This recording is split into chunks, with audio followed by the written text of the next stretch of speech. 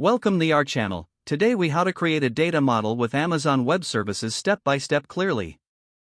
Begin by logging into your Amazon Web Services account. Navigate to the AWS Management Console. In the search bar, type AWS Glue and select it from the drop-down.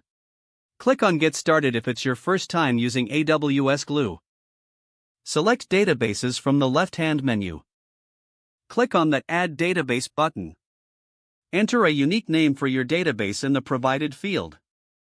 Optionally, you can add a description to clarify the purpose of the database. Press the Create Database button to save your new entry. Next, navigate to Crawlers in the left-hand menu. Click on Add Crawler to start the data cataloging process. Provide a name for your crawler and select Next. Choose Data Stores and specify the location of your data.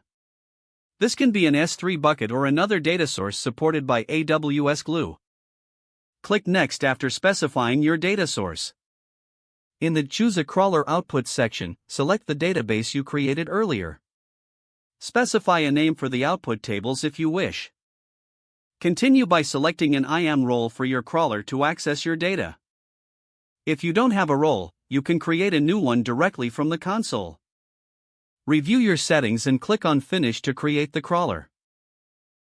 After creating the crawler, you'll need to run it.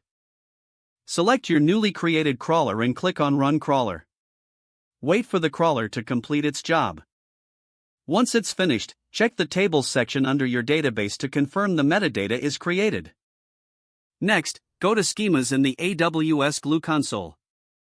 Click on Add Schema to define the structure of your data. Select the tables you want to include in this schema. Give your schema a meaningful name. Click Create Schema to save your changes. Now, navigate to Jobs in the left-hand menu.